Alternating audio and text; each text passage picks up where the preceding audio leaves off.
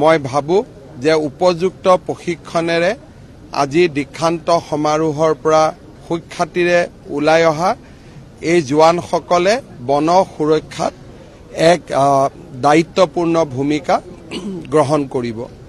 ইয়াৰ উপৰিও অহা বছৰ আমি চেষ্টা কৰিম আৰু 600 বন সুৰক্ষা বাহিনীক নিযুক্তি দিয়াৰ বাবে যাতে নিৰন্তৰ প্ৰতি বছৰে যুৱ শক্তিৰ এই বন সুৰক্ষা বাহিনীত আগমন হৈ থাকে। মই যোৱা কেইদিনমান আগতে মই নিৰ্দেশ দিছো যে আমাৰ ফৰেষ্ট বেটেলিয়ন দুটাত SCPSৰ সুবিধা পোৱা নাই। এইটো এটা নিয়মীয়া প্ৰক্ৰিয়া, অলপ ফাইলৰ কাম থাকে। মই যোৱা কেইদিনমান আগতে নিৰ্দেশ দিছো যাতে সোনকালে ই কৰি দিয়া হৈ উঠে।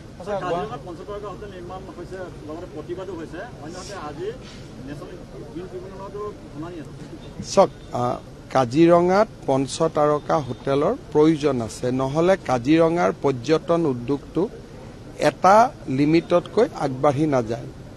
কিন্তু বহুতৰ ভুল ধাৰণা হৈছে যে ই আমি কাজিৰঙাৰ ইকো সেন্সিটিভ জোনত কৰিছো বুলি।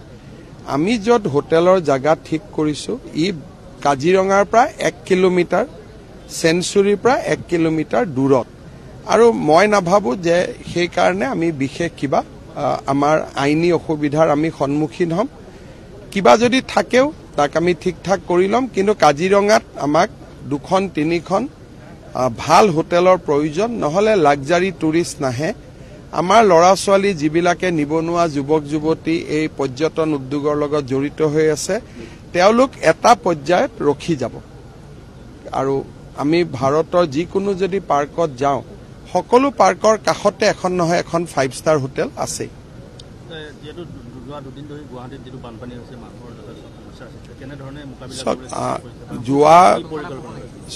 যোৱা পৰহি দিনাখন গুৱাহাটীত অভূতপূৰ্ব বৰষুণ হয় আৰু গুৱাহাটীৰ আমি যিটো নলা নৰ্দমা আমি নিৰ্মাণ কৰিছো, সেই নলা নৰ্দমাবিলাকে ইমান ডাঙৰ পানী ধৰি ৰখাৰ আমাৰ ক্ষমতা নাই।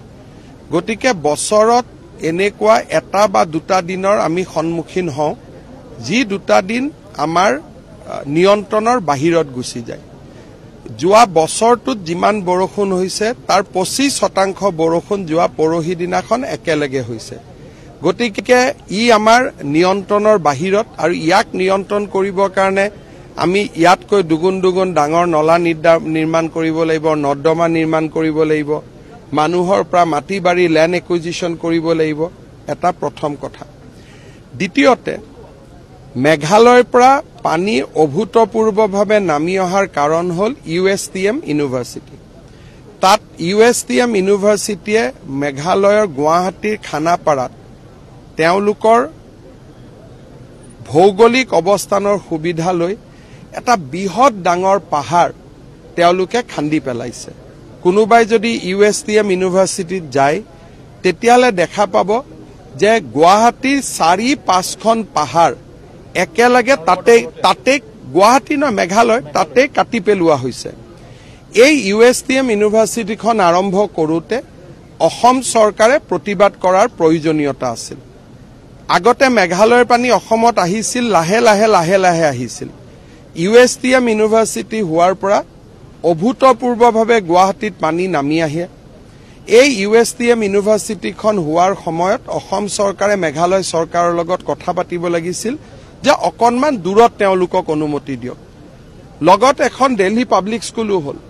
মেঘালয় গুৱাহাটীৰ ওচৰত থকা ভৌগোলিক অৱস্থানৰ সুবিধা লৈ গুৱাহাটীৰ মানুহে গৈ মেঘালয় চৰকাৰৰ অনুমতি লৈ তাৰ ওচৰ পাজৰৰ যিটো পাহাৰ, গোটেই পাহাৰবিলাক কাটি অনুষ্ঠান আৰম্ভ কৰিছে। বিষয়টো মেঘালয়ৰ মুখ্যমন্ত্ৰী ডাঙৰীয়াৰ লগত মই কথা পাতিম, বাট ডেমেজ ইজ অলৰেডি ডান। যি ডেমেজ হ'ব লাগিছিল তাক হৈ গ'ল।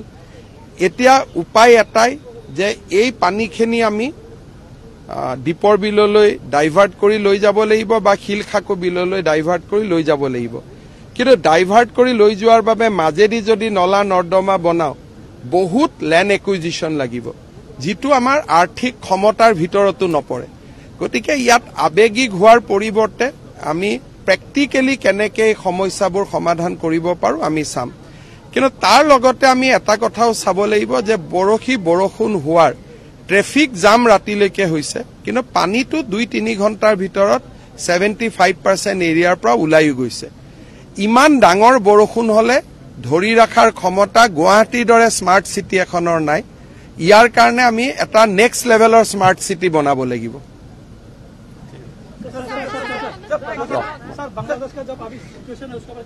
देखिए बांग्लादेश में जो घटना घटी है ये हमारे लिए चिंतनीय है 2 एंगल से एक तो अगर बांग्लादेश में ऐसा अशांति चले रहे तो कोई लोग भारत में आने के लिए उद्ग्रीव होगा तो हमें सीमा को भी सुरक्षित करना है साथ साथ में भविष्य में शेख हसीना का सरकार का समय में नॉर्थ ईस्ट का सारे उग्रवादियों को बांग्लादेश से हटाया गया था हमारे लिए ये एक चिंता का विषय बना रहेगा कि दोबारा बांग्लादेश में नॉर्थ ईस्ट का उग्रवादियों का एक घाटी ना बने मैं विश्वास करता हूं कि जो भी नया सरकार बनेगा ये नया सरकार का साथ भारत सरकार निरंतर बातचीत करेगा और जो नॉर्थ ईस्ट का जो कंसर्न है इसको जरूर ध्यान में रखेगा प्रधानमंत्री जी का कुशल नेतृत्व का ऊपर हम लोग का विश्वास है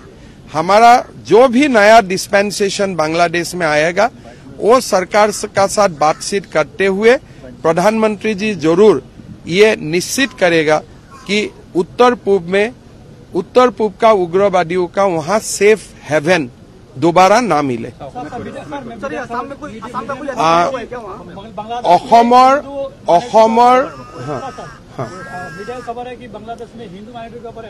देखिए मेरा चिंता यही है 2041 का असम कैसा होगा आज जो बांग्लादेश में हम लोग देख 2041-45 में हम वो भी असम में भी वो देखने के लिए मिलूंगा क्या वो बंगाल में भी वही होगा क्या झारखंड में भी वही होगा हमें उसका चिंता ज्यादा है मैं लास्ट 3-4 डेज वही चिंता कर रहा हूं कि 2041 का असम कैसा होगा आज जो मैं देख रहा हूं जो बांग्लादेश में आप लोग घटना का बात बोल रहा है ऐसा घटना हमारे धुबरी ग्वालपारा बरपेटा जिला में पहले हर दिन होते थे तो ये हमारे लिए बांग्लादेश के लिए भी चिंता का विषय है भारत के लिए सबसे ज्यादा पूर्व भारत के लिए चिंता का विषय है इसलिए हर दिन हमारा डेमोग्राफी चेंज हो रहा है कार्बी आंगलং স্বায়ত্তশাসিত পৰিষদে ভিজিআৰ আৰু পিজিআৰ মাটিত তেওঁলোকে উচ্ছেদ কৰিব খুজিছে উচ্চ ন্যায়ালয়ে স্থগিতাদেশ দিছে মই ভাবো যে কাৰ্বি আংলং স্বায়ত্তশাসিত পৰিষদে সকলো ৰাইজৰ লগত কথা বতৰা পাতি ইয়াৰ এটা সমাধান কৰিব লাগে অসম চৰকাৰ কাৰ্বি আংলং স্বায়ত্তশাসিত পৰিষদৰ লগত আছে আৰু আমি সকলোৱে মিলি প্ৰচেষ্টা কৰিব লাগে যাতে পাহাৰীয়া জিলাখনত শান্তি আৰু সমন্বয় অব্যাহত থাকে বাংলাদেশত হোৱা ঘটনাই আমাৰ ৰাজ্যখনক নিশ্চিতভাৱে চিন্তিত কৰি তুলিছে शेख हसीना सरकार अहार आगते उत्तर पूर्वर आटाइकेटा सेफ हेवेन बा एक निरापद शिविर बांग्लादेशर भूखंडत आसिले आरो अहोमत उग्रपंथी समस्या एक भाबिब नोवारा अवस्थात अवतीर्ण होइसिल बांग्लादेशत जोआ 10-15 बछৰৰ एटा जी सरकारी व्यवस्था चलिছিল तार फलत उत्तर पूर्व सुरक्षित হৈ আছিল किंतु আজি बांग्लादेशर अस्थिरताय आमाक चिंतित करि तुलिছে মই ভাবু प्रधानमंत्री नरेंद्र मोदी डांगरियार कुशल नेतृत्वत भारते बांग्लादेशर नवनिर्मित सरकारों लगत कथा बतरा पाती उत्तर पूर्वर उग्रवादी सकले कोनो कारणते जाते बांग्लादेशत नतुनকৈ आको शिविर पातिब नोवारे तार बारे प्रचेष्टा चलाब बांग्लादेशत इस्कन मंदिर दुर्गा मंदिर হিন্দু লোকসকলৰ ওপৰত অত্যাচাৰৰ বাতৰি আমি ছ'চিয়েল মিডিয়াত দেখা পাইছো। কিমান সঁচা কিমান মিছা তাক কোৱাটো আমাৰ বাবে উচিত নহয়, কাৰণ এই ক্ষেত্ৰত जितो राजहुआ स्टेटमेंट बा ऑफिशियल स्टेटमेंट भारत सरकारों वैदेशिक परिक्रमा विभागे दिव। बांग्लादेश में जो भी घटना हो रहा है, हुआ है नहीं हुआ है, उनका आधिकारिक स्टेटमेंट भारत सरकार ही दे सकता है। किंतु मैं एटाई अनुभव करिछु जे এই ধৰণৰ যদি অসহিষ্ণু সঁচাকৈ যদি ব্যক্তি আমাৰ অসমৰ ভূমিটো আছে 2041-45 যেতিয়া অসমত হিন্দু সমাজ সংখ্যালঘুত পৰিণত হ'ব, তেতিয়া আমি কি ধৰণে পৰিবেশৰ লগত মোকাবিলা কৰিম, এই চিন্তাই মোক যথেষ্ট আমনি কৰি আছে।